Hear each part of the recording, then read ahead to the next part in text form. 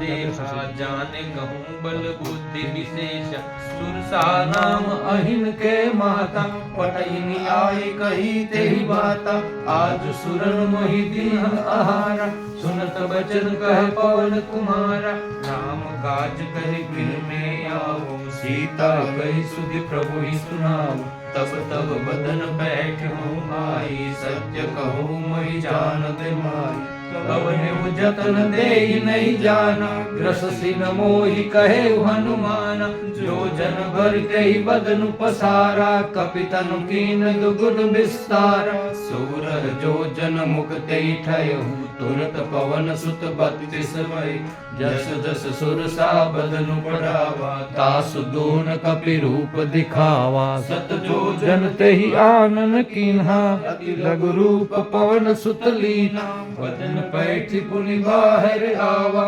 मागा विदाताई सिरुनावा मोहि सुरन जहि लागी पटावा बुद्धि बल मर्म तोर में पावा राम काज सब करिहु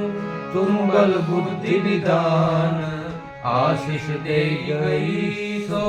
हर्षि चले हनुमान मंग